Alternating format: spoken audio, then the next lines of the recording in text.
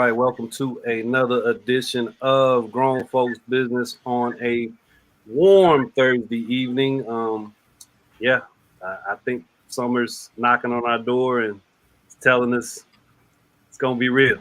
90 degrees, a couple days in a row, and you know, just change your shirts in your car. Don't go out here without a couple shirts, and maybe a couple towels. Good to see some familiar faces, and Arthur, I'm glad you were able to circle back for this one. I think it'll be a really wonderful observational discussion. I know content in this space is largely it goes into the subjective, but I like to always see that we find some commonality.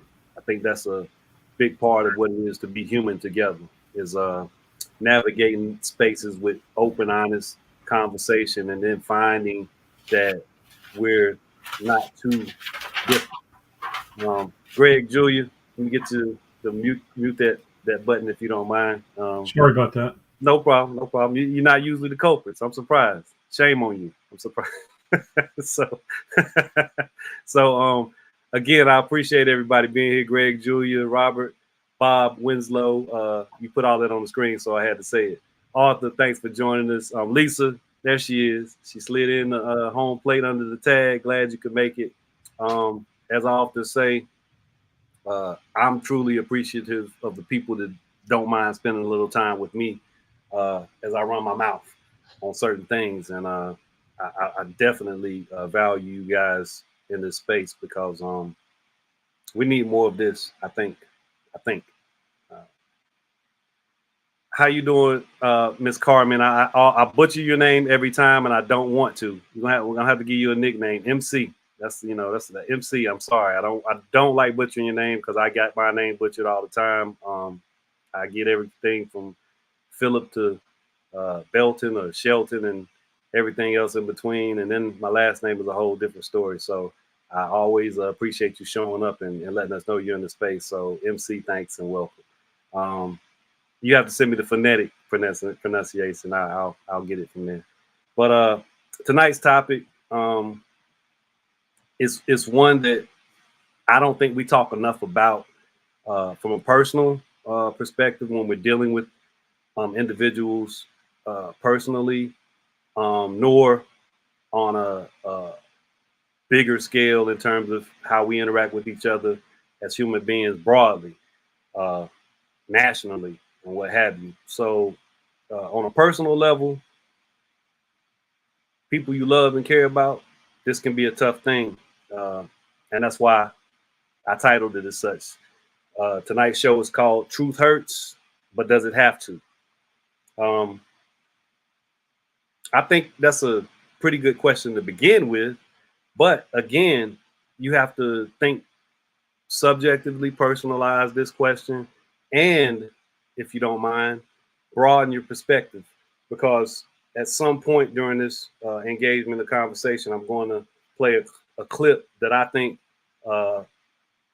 should broaden our perspective about this question, about truth hurting, but does it have to? So I'll start with that, the original topic question. If you agree or disagree, just unpack it, because it is a strong statement. I think it's some truth in it. Hope I didn't hurt anybody, but just unpack it a little bit and kind of toss it around in your mind and see where you land on it. Just an open question, but a statement at the same time. Truth hurts, but does it have to? I'll start with you, Bob. What are your thoughts on tonight's topic? Oh, I think it's a terrific topic.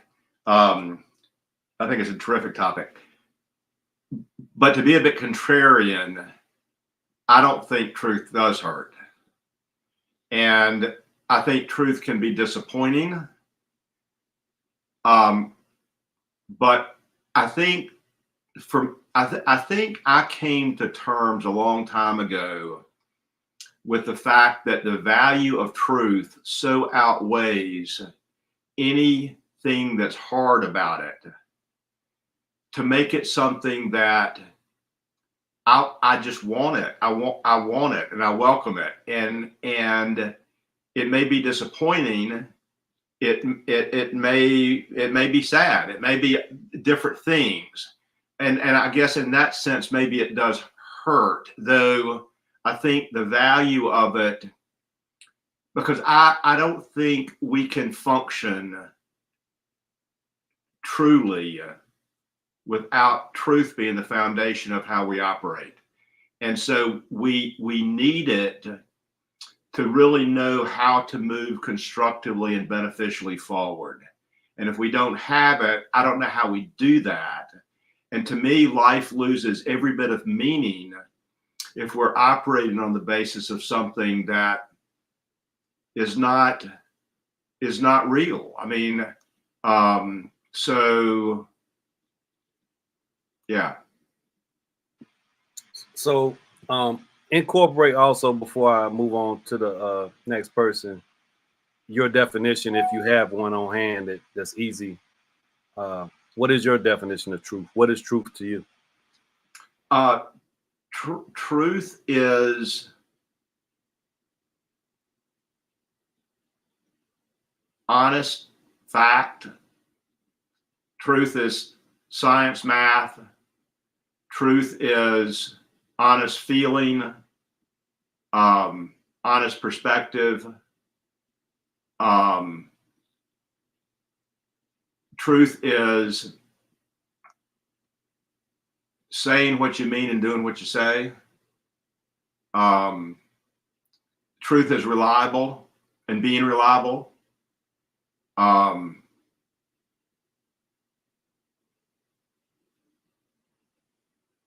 Did that help you? Did that answer?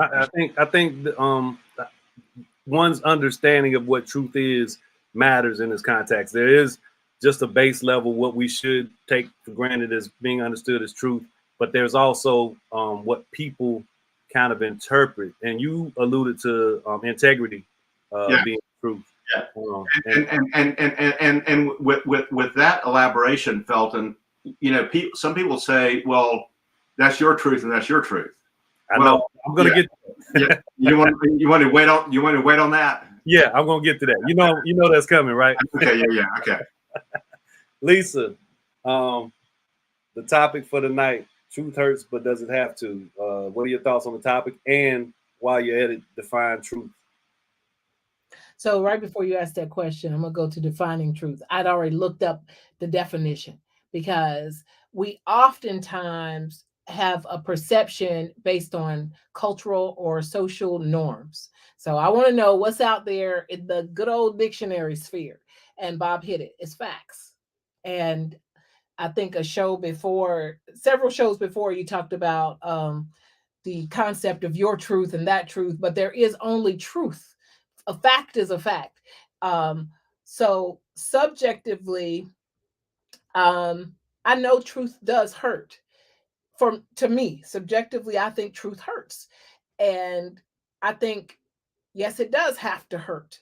In order to fix some things, you have to break some things a lot of time. And that's a painful thing. And I even consider that to be fact, because if you think literally, if you break a bone, in order to fix it, you got to put it back where it came from. And that's not going to be painless. So even if you have a certain level of tolerance for pain, there's still some pain, whether you can tolerate it or whatever. So subjectively, I believe truth hurts, and I believe it does have to hurt in order to, and if it hurts, then that means that there's a modicum of acceptance that there is some fact in there. Because if it wasn't factual, then it would just roll off your back. Right. So, and I've dealt with this with a person 2 days ago. I had to have a very tough conversation with somebody I cared about. And it was based on my observations. And I said some things that I said, these are facts. This is who you are. This is who this other person is. And if you're doing this, that is their job. So that's just a fact, because it was somebody taking on somebody's responsibilities in their child rearing. Right. That's not your child. So you don't, factually, that's not your legal obligation. So they were like, but, da, da, da. And so I had to say, we have to see the motivation as to why I'm saying this, because that hurts my feelings. I get that, and I'm not going to deny that it may hurt, but that doesn't mean it's not true. So it was hurting because this person is grappling with a moral obligation that they feel based on trauma, based on that codependency, and based on a lot of other stuff. But factually, ain't your kid, you ain't got to feed it. So, but their feelings would still hurt because they have some things inside. So that's my little 2 cents. Yeah, it's important that we understand that truth is kind of malleable, especially depending on what the circumstance situations are. So with what you're talking about, it sounds like that person truly cares for that child. That's not disputable. That's a truth. But what you're trying to communicate to them is that they don't have legally the ability to parent as the actual parents do. So yeah, there's a lot to unpack when it comes to that subjective idea of what truth is, because I'm sure they did not let you deter how they felt about this child, right? That's they're gonna hold on to that because that's their truth. Which Yeah, they gets still wanted to take on that, but I got to get the kid to the doctor, but I got to get, no, you don't got to do that. If you choose to do that, then, but so that's the whole truth thing. And there's some disappointment that can be had with taking on that level of truth and responsibility, so to speak. Yeah, good stuff. That's a good way of viewing the topic. Arthur, truth hurts, but does it have to? And what is your definition of truth? Man, it's a conundrum in the least respects. You can have a micro opinion on it, macro. It's devastating to say the least. In this world, secular environment, I would say truth is the divider of people, divider of emotions. It could be a common denominator of exactness, but it also can bring about that adversarial existence within people, especially those who can't accept it because they fail to identify with whatever it is. Being raised in the Nation of Islam, I remember your brother could pull you up, what they would say to us, on charges based on his truth of what it is that he observed. And if it could be authenticated through another person that you were falling out of your rank, so to speak, which at that time would be your discipline, your moral obligation, your principal presentation, and all of these general orders, you had to look at it and identify it and accept it. But then now we're dealing with the self-esteem issue, and we're dealing with what do you see now if somebody confronts you with this absolute truth? And I think we as human beings who deal with a lot of repressed things internally that we hate for people to find out about, if somebody has the audacity to observe it and bring that truth to you, it can be, that's why I use the word devastating, because some of us lose our friendships, we lose our families, we lose our significant others sometimes if we haven't learned to deal with it, which in a sense in itself is a whole different skill set, being able to accept what it is that's the truth. So yeah, it could hurt. And I hear somebody say something about it's necessary. No, because sometimes the truth, if you love someone enough, you protect them from the truth, right? And that could be a detriment, but that could be a benefit to allow someone to exist in a capacity that is beneficial for that person. Because sometimes you tear that person down and they will never get back off of it. So, I mean, that's why it's the conundrum to me. Absolutely. So you're moving ahead in points of this discussion, which was such a wonderful group. I wouldn't expect you not to. That's another part of it.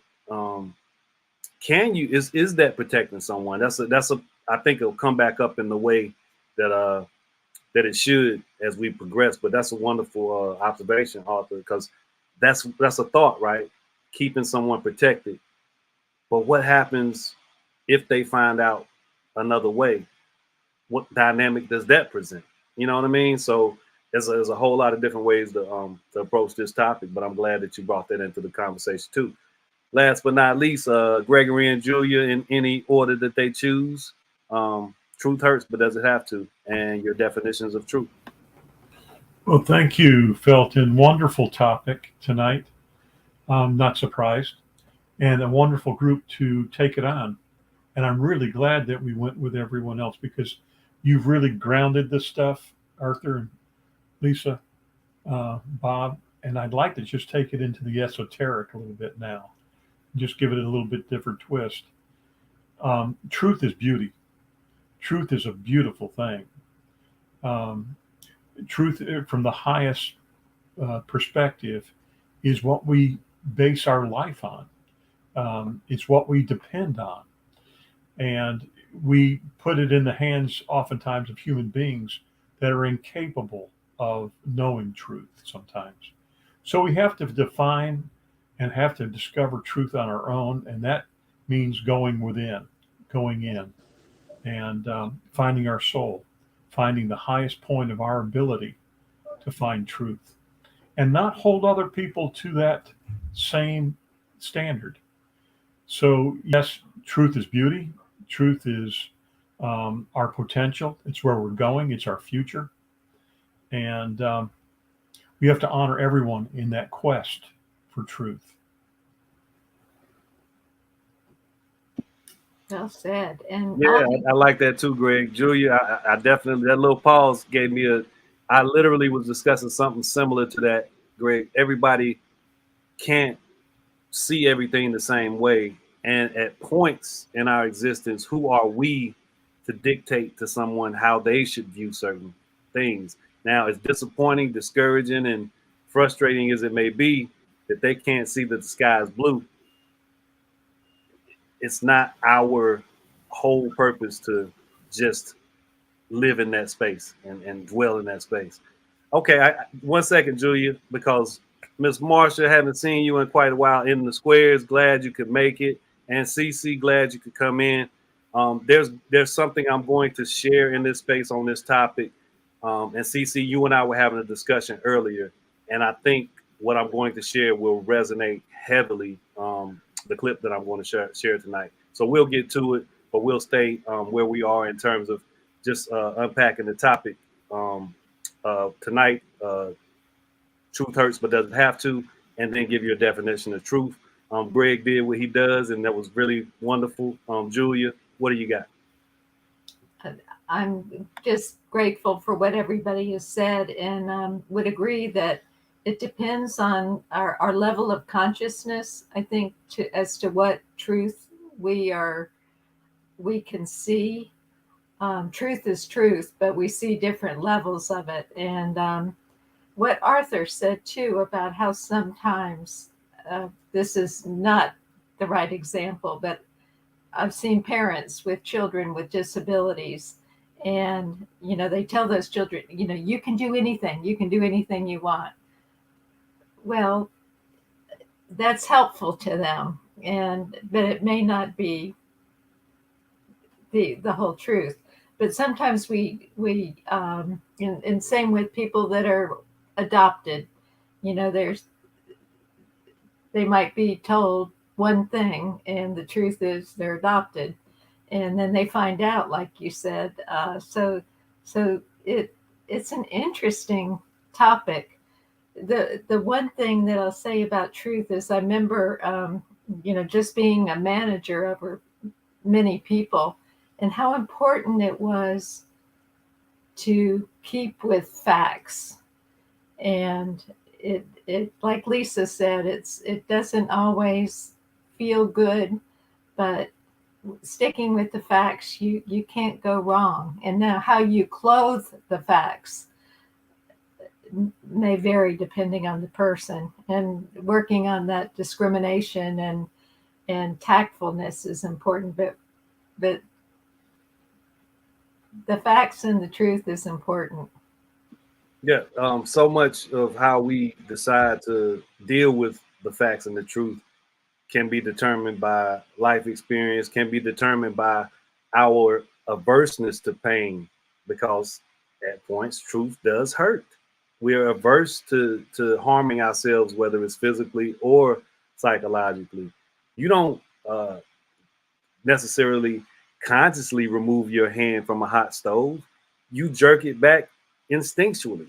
And much like dealing with tough situations, something that's psychologically harmful, whether it's been abuse or whether it's been somebody that's never received the love in a certain way from a parent or a sibling or whatever the case may be, whether it's been communication that just never goes to the place that is desired. Those are things that you kind of run from at certain points and you don't desire to engage in because they do hurt. But do they have to? Because there's truth in that experience that you should try to seek. There's some truth that needs to be reckoned with, whatever it is. Cece, glad you could make it. Truth hurts, but does it have to? And your definition of truth.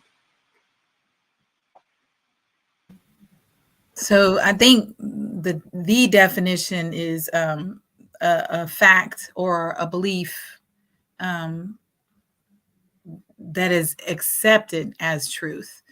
So, I mean, we've heard a lot about fake news and, what are true facts and alternative facts and all of these different definitions. But,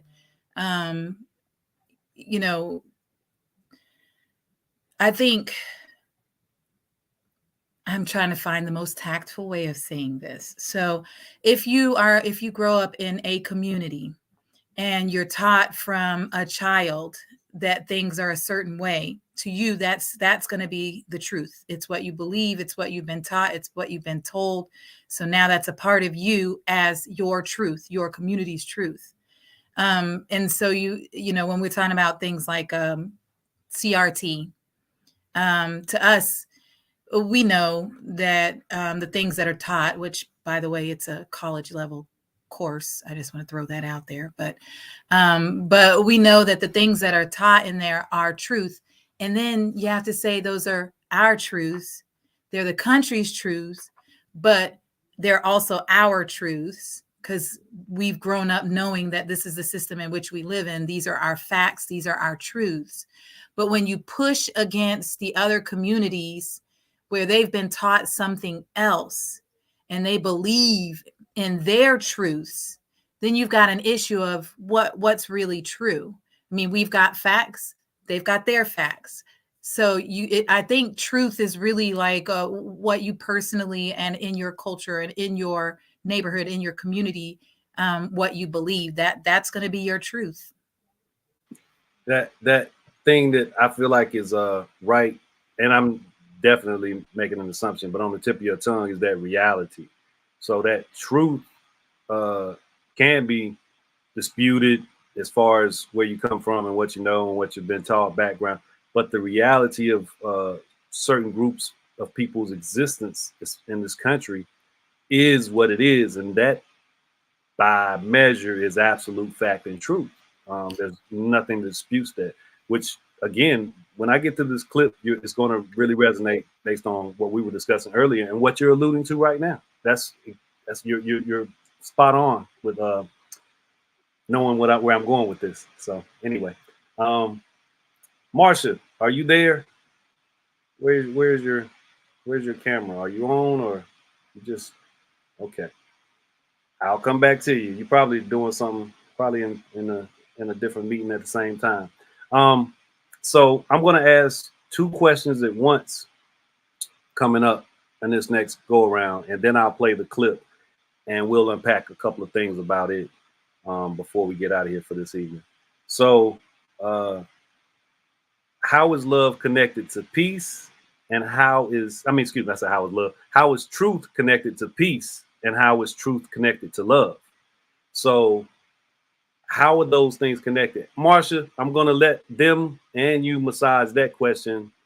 Are you ready to talk about the topic and give your definition of truth real quick?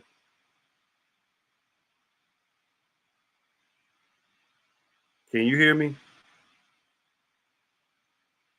Marsha. Anyway, so we'll just move on because I don't know what she's doing. So what was my question? because I don't remember. How is truth connected to peace, and how is truth connected to love? I'll start with you, Arthur. How is truth connected to peace and love? That's a good one. Truth connected to peace.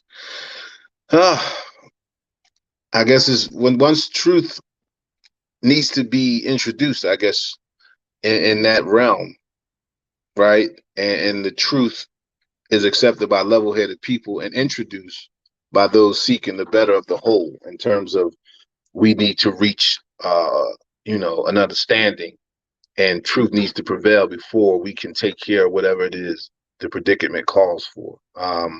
And I'm talking about in the broad sense and as well as in a micro sense. For example, inside of a relationship and two sides agree, you have a significant other and y'all see things fit to move forward. But before you do, let's be unconditionally truthful. And let's leave it where it's at once we decide that we're going to accept it and move forward. So that's the micro. But now we're speaking of a macro, broad sense. We can speak of something that's going on right now in the country. What's the truth?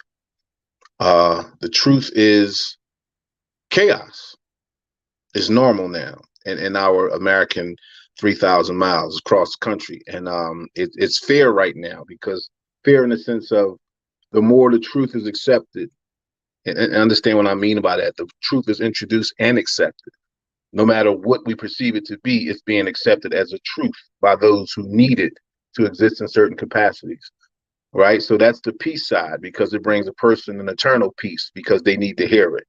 Now, when we talk about the love angle, that's the unconditional truth, because only that type of truth that brings about that feeling of love, that cannot be negotiated, because we all know what love feels like and the true definition of it. We talking about that love that gets that stress level down, that love that puts that cold water over you during a hot day. That's that love that's that truth that is few and far between, and I believe is necessary now for us if we're going to hold on in this country. Is it feasible, that type of truth to be exacted here? I have no idea. If anybody can talk to me about that one, but at the same time, I believe it's necessary. But if it's feasible, I'm listening to hear. Arthur, I would say we've definitely had glimpses of the strong possibility, and I would have to say that it has existed in ways, whether we've been aware of them or conscious of them or not. Otherwise, I think we would have been obliterated millennia ago. I think there is some value, an exchange of value in terms of understanding that truth is truly connected to peace, and truth is truly connected to love. And I'm getting ahead of my opinion to get to my opinion, but I'll continue around the room. But we've definitely been the beneficiaries of some extreme expressions and points that it's shown itself to be the case. Lisa, your thoughts? How is truth connected to peace and love? I think truth is connected to peace and love because deception festers and grows, and you have to keep building on it. So if you're living, existing, knowing any untruth, you can't have peace, because there's something that's not real that you're constantly having to grapple with. And then once you start extending those untruths around to any other entity, being, or then you're spreading more discord, and then other people build upon that same untruth, and then they're thinking they may be building on truth. So whether they accept your dishonesty as honesty, or whether they know you're lying, or they know you're not truthful, it's still going to keep building on more discord. So there can't be any peace, and I don't see any love in any untruth. There's protection, there's fear, there is, the pains and judgments and all those other, but there's not love involved. Because if you love another person, you're not going to deceive them. If you love yourself, you're not going to bring all those hardships and traumas and dramas upon yourself to create the internal struggles, whether you have a smile or don't have a smile. So they can't coexist. Peace and love can't coexist through any lack of integrity. Yeah, I like what you said. Something I used to say, or I still say whenever it's appropriate, is that you can lie to me, but deception, that's a bit much. Now people are saying, what's the difference? If you're deceiving me, in my opinion, you planned that, you plotted it, and you took the time to really think about how to get over, get past, get through. Being a decent person towards me, and that's something I have to give some attention to. And I say lie. I mean, people say I was running late. I ran into every red light, or got stuck behind a truck. They might have just been dilly dallying as they left out the door. I'll get past that one. But if I find that you've actually put some effort into deceiving me, that's a little different. That's a lot different, in my opinion. Don says sometimes when you don't live in your truth, it can rob you of your peace. So Don, you introducing that thing that I'm kind of not certain if I want to delve into that road for the sake of time, and I want to get to this clip. But the idea of your truth, that's something I think I've talked about it before, need to steer away from to a certain extent, because what is the truth in certain situations gets you and everyone in your circle further than standing on your truth, which may be a bit problematic and may dismiss some self-responsibility for certain things that you're giving out to the world. So I want to continue along with this discussion. Greg and Julia, give me how is truth connected to peace and love?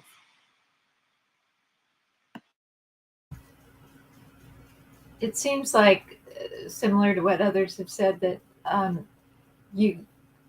truth is the foundation.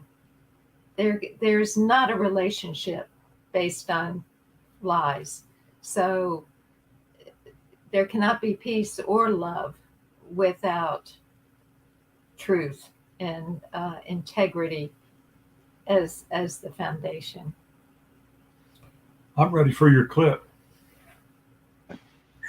It's coming, man, and it may kind of change the mode of our processing of this. Although for some of us, some of us have alluded to what I think the context of the clip is going to present.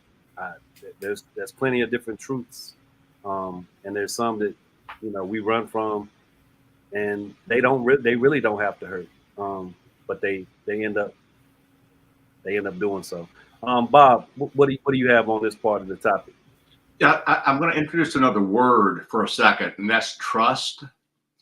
And I'm going to introduce that word because as you layer in things like love and peace and whatnot, there has to be trust. And trust is rooted in truth. And yet it's not necessarily rooted in full disclosure. And so when we talk about truth, that doesn't mean we're always telling everything that we know that's true. I mean, if somebody tells me something in confidence, I'm not going to repeat that. It might be truth, but I'm not going to repeat that.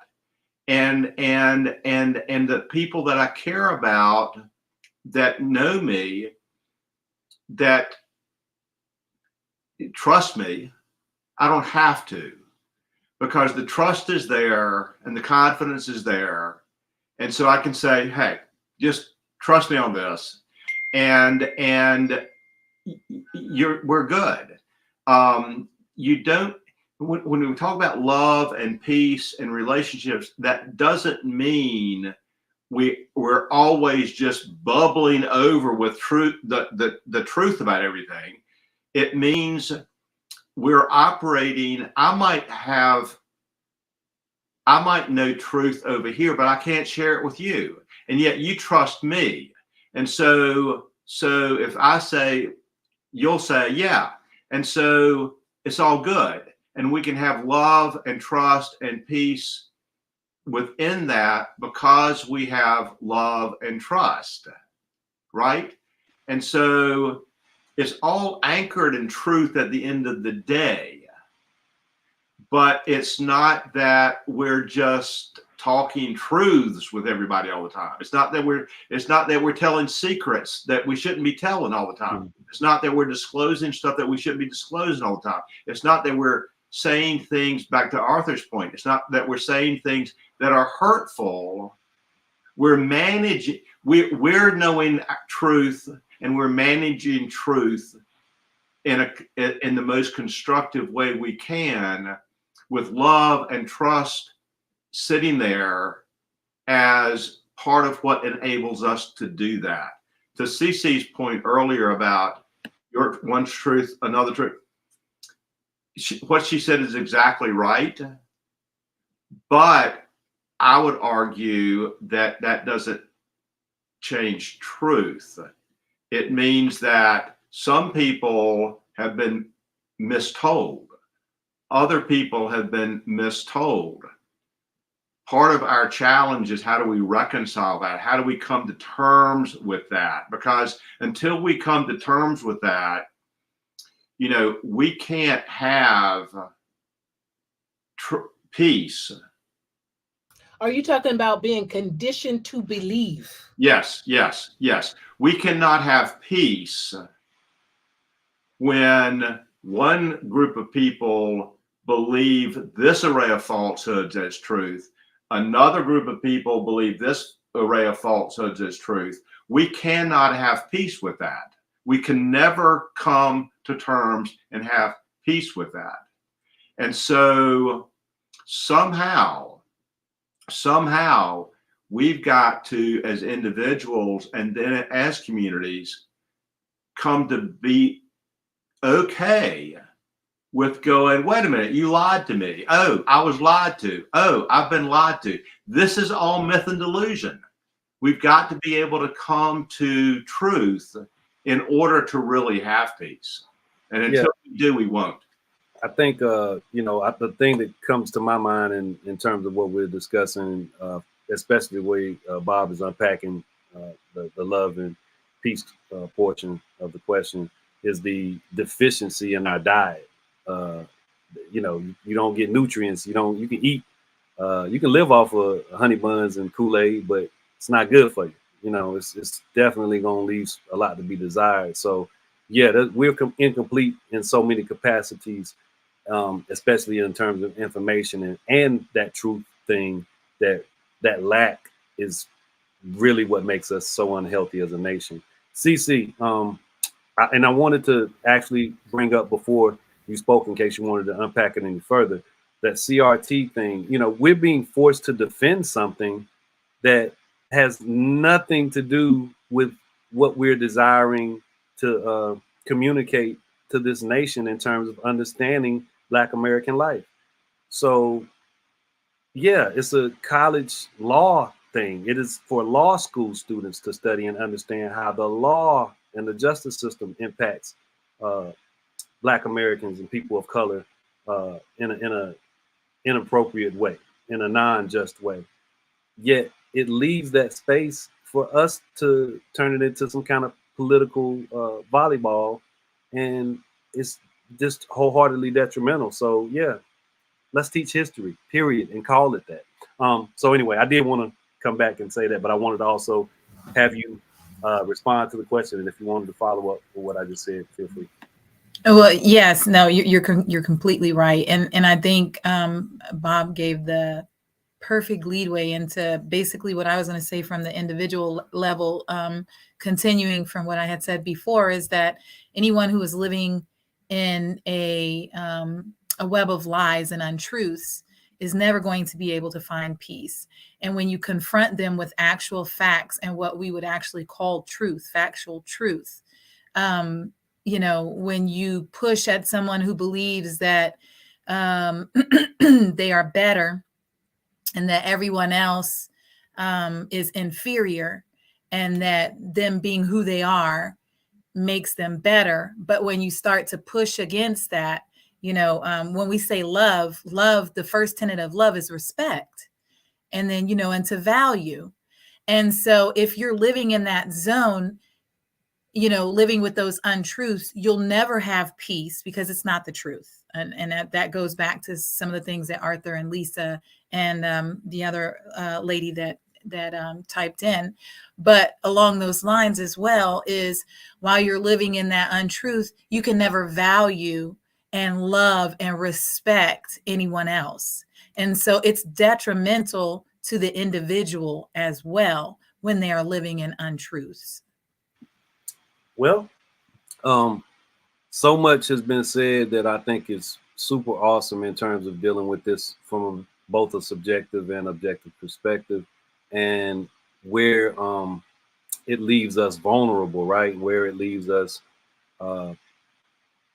painful if we don't wrestle with it, where it leaves us, I think, Lisa, you alluded to it, just mired down, that trying to keep up with being, I would say it, scumbag, trying to keep up with being a disingenuous person, to drive you nuts and drive everybody around you nuts. And it might put you in a place where you're a detriment. Which brings us to our clip. This clip I'm going to play is concerning what happened in Buffalo, the despicable act, but it is coming at it from a different perspective in terms of the why he was able to target a specific group of people, Black Americans, in the area that he was. And while we watch this clip, keep in mind tonight's topic. Truth hurts, but does it have to? I will cue it up now.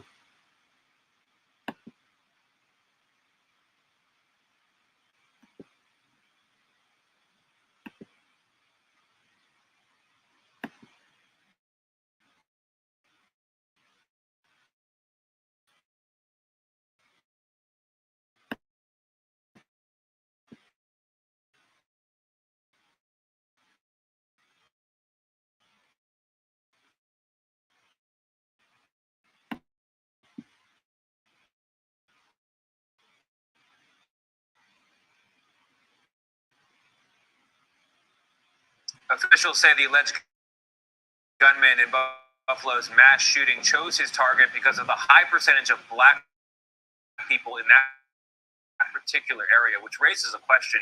How did that neighborhood become so segregated in the first place?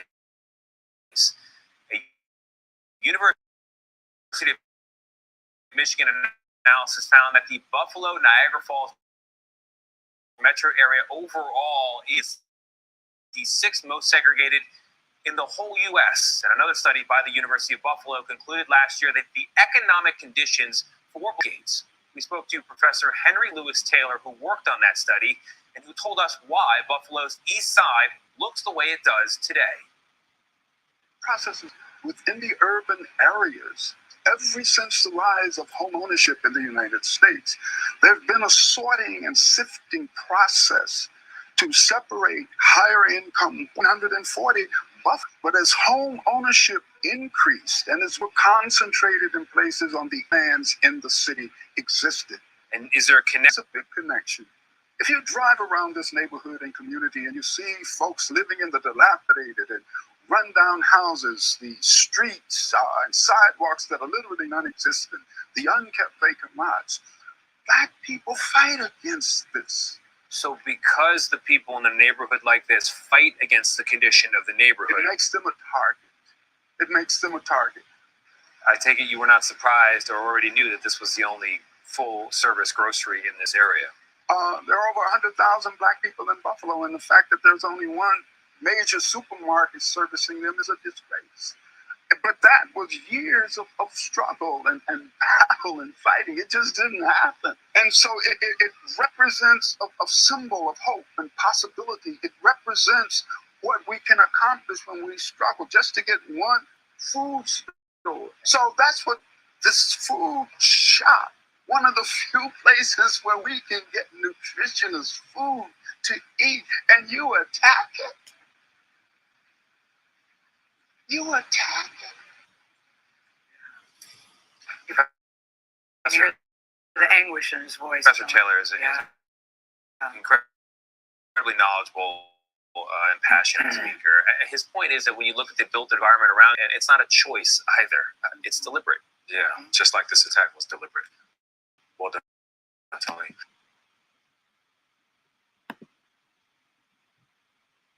Yeah. So truth hurts, but does it have to? There's reasonings for certain things, and they're not to be glossed over because we haven't dealt with truth in a way that it doesn't continue to harm. It does hurt. It was hurting before this guy did this atrocious, despicable, heinous, brutal, whatever other superlatives. This thing was disgusting, despicable, and it already was hurting. Truth was already hurting there. There has been for a long period of time a lot of wasted energy towards disparaging, continuing to disparage, continuing to not include, continuing to oppress a certain group of people in this country, Black Americans. And if the system participates in it, how easy is it for some nut job to say, hey, and I won't even give them nut job, some rational, racist piece of junk to say, hey, if they don't care about them, why should I? Yeah. So truth does hurt. It don't have to, because we can rectify the situation with truth and honesty and getting some of that peace and love and all that good stuff. And I'm not being flowery with it. I'm saying the brutality of the truth needs to be told. This thing needs to be dealt with our eyes wide open.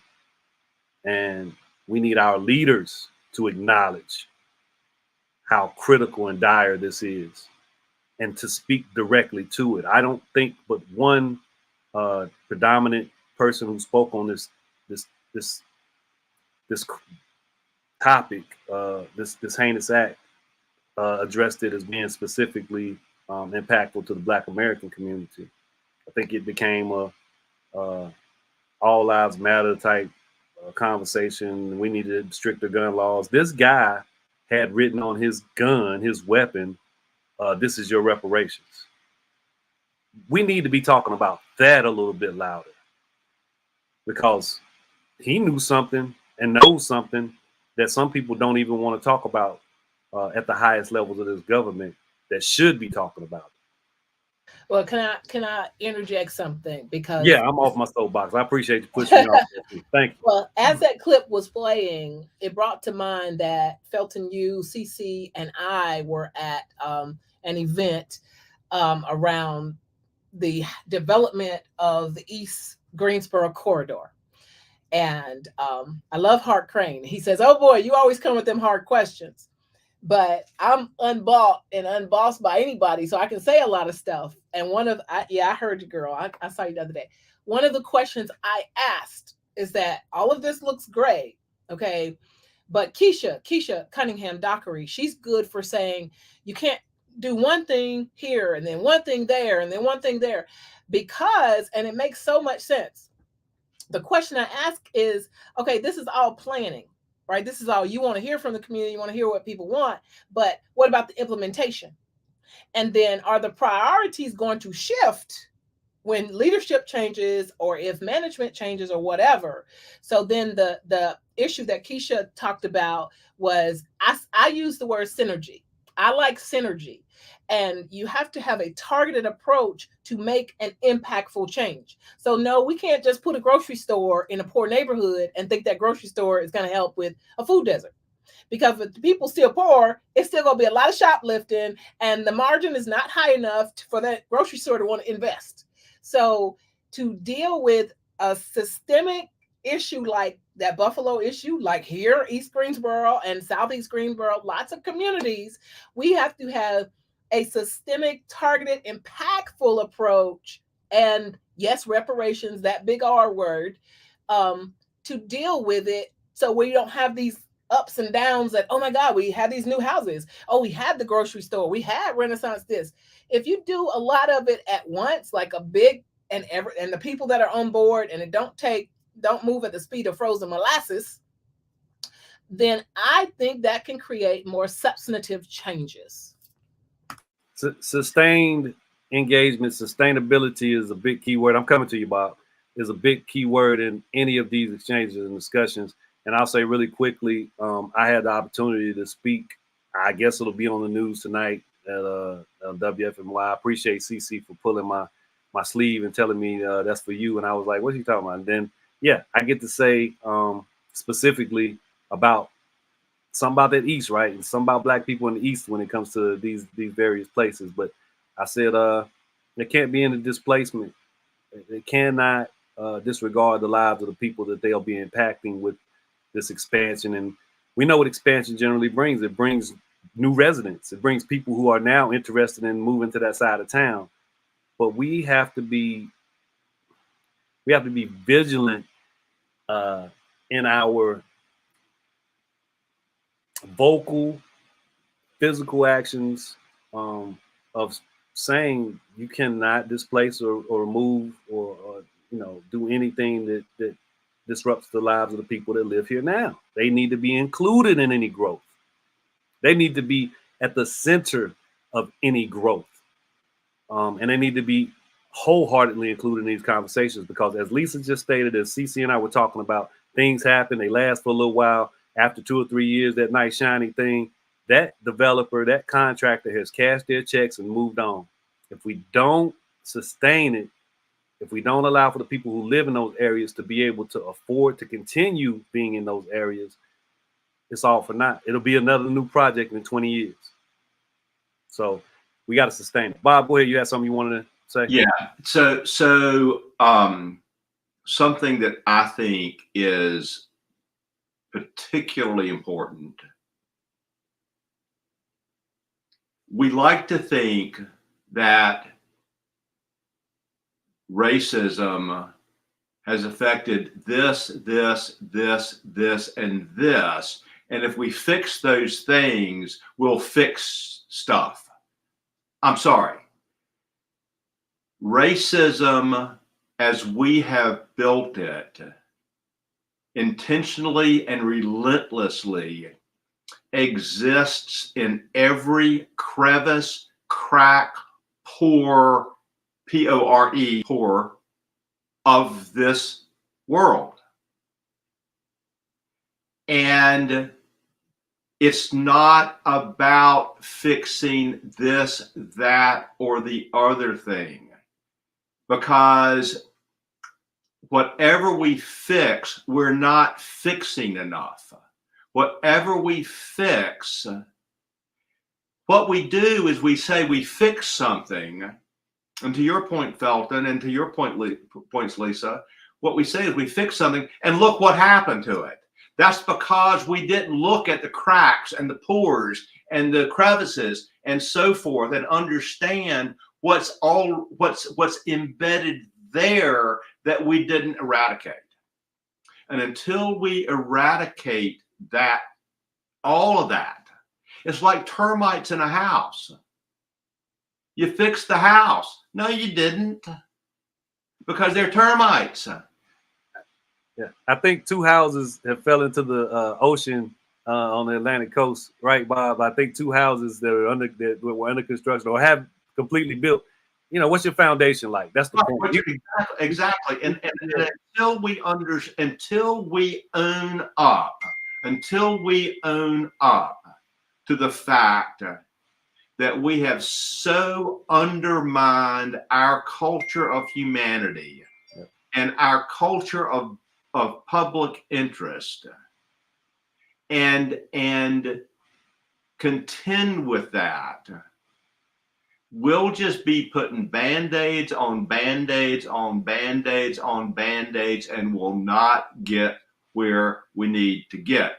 Yeah. You can't spend centuries building a system and then think you can do check these things off, and it undoes all of that. As intentional as this has been, it's got to be equally intentional and multiplied geometrically in order to undo it. I literally paraphrase Dr. Martin Luther King in certain spaces with other local politicians, and the response was disheartening. And that paraphrasing was alluding to what you just said, Bob. He mentioned he was in favor of reparations. He said when something is done to a specific group of people, something specific has to be done to fix that group of people. And I said that in a space with some people that it should have resonated with, because it's the truth, right? But that's not the response. That's not what moves the needle in certain spaces at this point in time. I know we're running up against it, and I always enjoy when we do, because that means we had a robust discussion. So I'll go around the room quickly. If there are final thoughts, some of you have already spoken. There's no must to this. I was not even necessarily thinking we had to speak much about the clip. It's the truth. We know it is the truth. We need to act accordingly, or react accordingly, and make sure that we don't need this being the thing that happens ever again. And it's, that's a big hope. Gregory Julia, any final thoughts before we get out of here? Well, the truth is that love will prevail. That's the truth. We've got to believe that if we're going to move forward, if we're going to have any hope at all for humanity, we've got to believe that. And an example of boots on the ground, love in action, our friend, our neighbor, Sanford, wrote us an email this evening. He was involved in a Zoom program today. And there was a black lady on the call. And she said, what we need to do is ask our white friends to call or write a black friend and tell them that Buffalo meant something to them. Buffalo was a bad thing, and we feel bad, and we recognize that sometimes humanity does bad, stupid things. But I'm reaching out because I believe in love. I'm reaching out. I want you to know love. So, yes, that happened. That's the truth. Also, I'm talking to you right now, and I'm telling you, I love you, and I believe in humanity.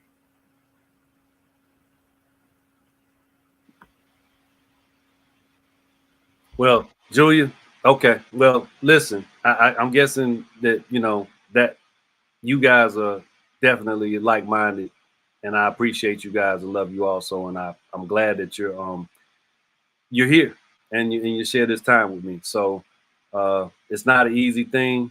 It's not supposed to be, but we have to recognize what's at stake, and it sounds like you guys do. So we'll stand on that and go through this process. Bob, go ahead. You got something you want to add? I want to make a quick reply to that. What would be nice is if we were already having conversations with Black people about that sort of thing, just because we love each other and care each other and care for each other, and already just engage that way naturally because we exist together and care for each other and have those kinds of conversations. It shouldn't require some special effort to reach out and make that specific conversation. And there's no reason for it to be such that we have to make some special effort to reach out and have those conversations. But we feel like we have to because we don't have the relationships. Most people don't have the relationships that they have. So it has to be this other thing that's designed. It ought to just be natural because we love each other, we care for each other, we interact with each other every day, all day, nights, mornings, everywhere. Yeah, there's a good observation, and there's a lot more to unpack in that realm. And I want to get around the room before we go too much over time. But yes, as that the guy that was speaking, the doctor, I forget his name right now, who was speaking in Buffalo, he was talking about 1940s. Yeah, we have to really acknowledge that the whole ideas around segregation that predominantly takes place in the 20th century. These if you lived in the South in the 1840s, you're gonna see black and white people commingling together, and yeah, that was understood of a caste, and you had to be understood to be lesser than and what have you if you were black, but you were in proximity. After the Civil War and when Black Americans are freed, that's when all of this energy is exerted in terms of separating and making sure that you don't live in proximity any longer. So yeah, there has to be an intentionality, and I know that exists in the spaces that I occupy, and I'm grateful for it. Arthur, any last words? Yeah, I just want to preface this comment. My duality as a human being, as a Gemini, I'll just use an analogy.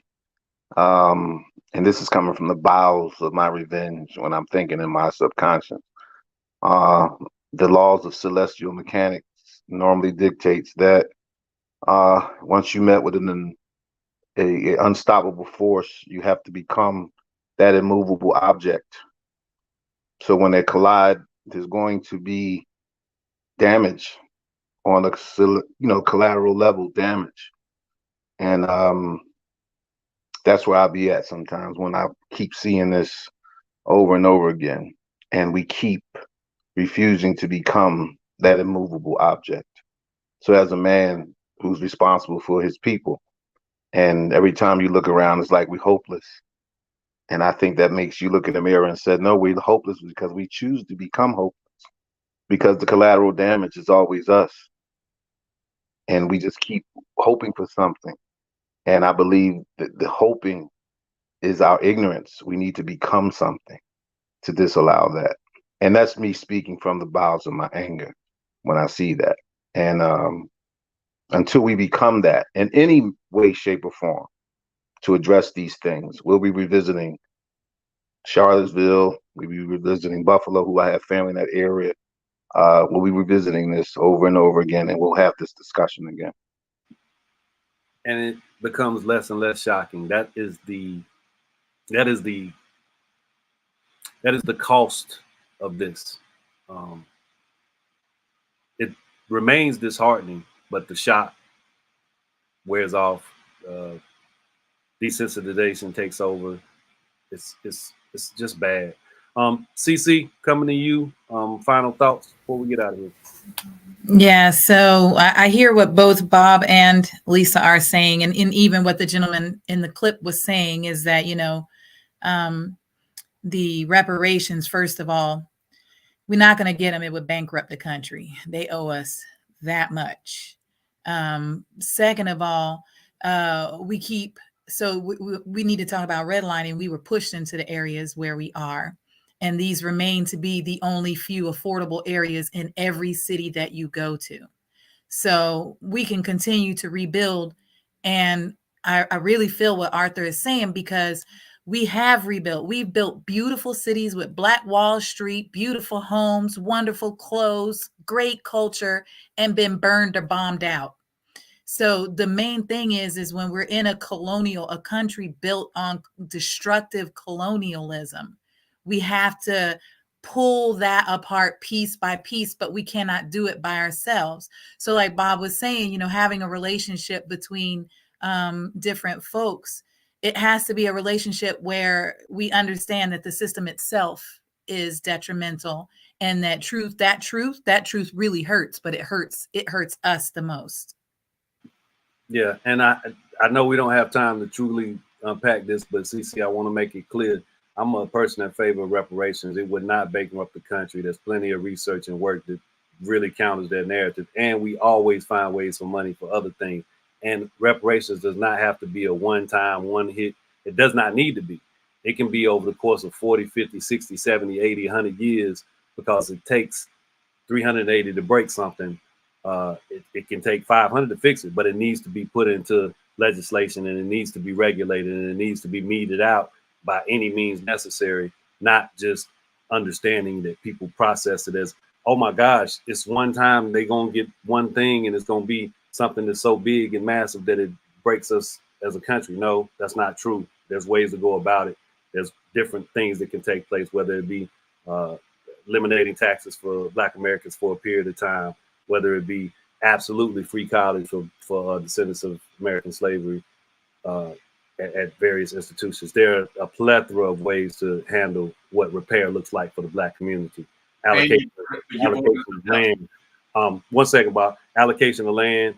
You know that one. So you know that's how they settled this country, allocating land. Go ahead, Bob. What were we gonna say right quick? I just said, and CC's ordered the deficit myth. Yeah, the deficit myth. Yeah, absolutely. There you go. It's a myth. All right, Lisa, get us out of here with the last words. And CC, if we can talk later, but that's a real perspective that I stand on, and we got to do it. We got to do something transformative. Go ahead, Lisa. So the consensus seems to be we can do better, and it may feel like it's going to be painful, but it could also be that phantom pain, like once you lose a limb, but something has to be done. And obviously we're on this show for a reason. We care enough to have opinions, and I think we're all strategically doing something. So I'm on team let's do something. I love my girl CC, is one of my closest friends, but I'm pro reparations, girl. We got to talk. Like, I'm with Felton. Oh, it's not that I don't think we should get them. I do want them. I'm just saying it's going to be extremely expensive. I got you. But thank y'all so much. This is awesome. I appreciate you. Again, I truly appreciate everybody who occupies this space. All the people that tune in. There's always more to talk about. Truth, as always. I really enjoyed the topic tonight. A great evening, everyone. Same to you, Don. Look forward to seeing you here whenever you get your camera working. I'm going to say that's what it is. And Marsha, glad you chimed in for the time that you did, and just good to see you. You guys take care. Have a wonderful night. Stay cool. Be good.